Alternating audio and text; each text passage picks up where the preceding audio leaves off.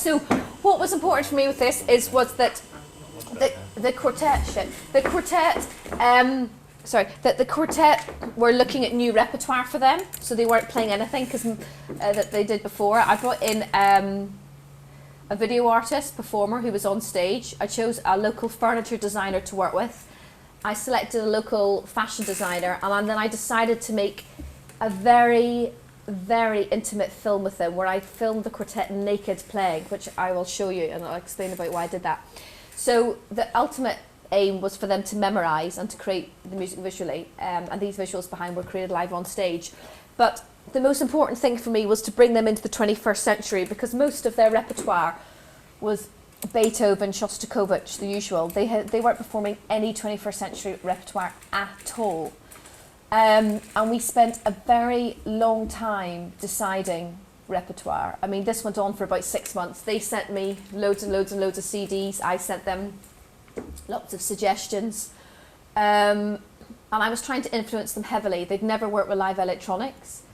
So just giving them lots of sort of ideas.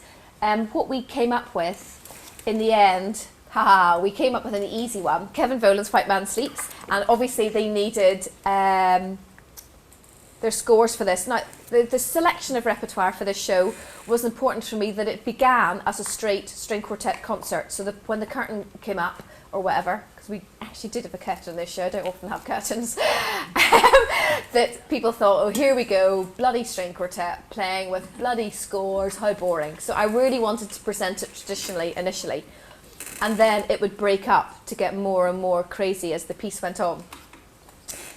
This was followed by Rolf Wallin. I don't know if you know him, he's from Norway. Well, you all know Kevin Volans, but Rolf Wallin is from Norway. He's a brilliant composer, and this was with live electronics, and I'll talk about that in a slide later. And they played this from memory. And have you got a problem? Oh, yeah, that's fine. Don't worry, I think I'm all right. Grand, cheers, you're fantastic. Don't worry, thank you, thank you, thank you. And then we have, this is Frank Elzadi. Do you know this composer? Am I some computer people know? Okay, so she's from Azerbaijan, now based in Berlin. And as part of this, Mugam Sayagi is inspired by 16th century, thank you very much, Islamic language, Mugam.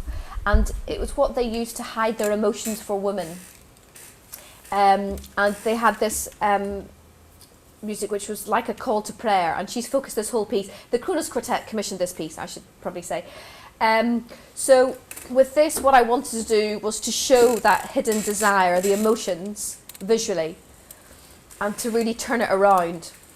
And the quartet were amazing, actually. From a 70-minute performance, they memorised 50 minutes of music. And I never thought they would memorise this, but they did. And I'll show you the video that I made with them. So on stage, there is a film playing with them. It runs as one complete film, but I have divided this film into 18 smaller films, all cued at particular points in the music, so it never goes out of sync. Because literally, they're going tuk, tuk, tuk, tuk, tuk. And I have to know, because I'm not doing live camera, that this is going to be in sync. So actually, breaking that up was,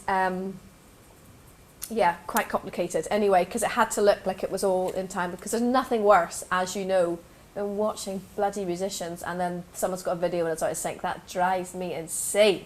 Anyway, and then the last bit is, who you might know, Joby Talbot?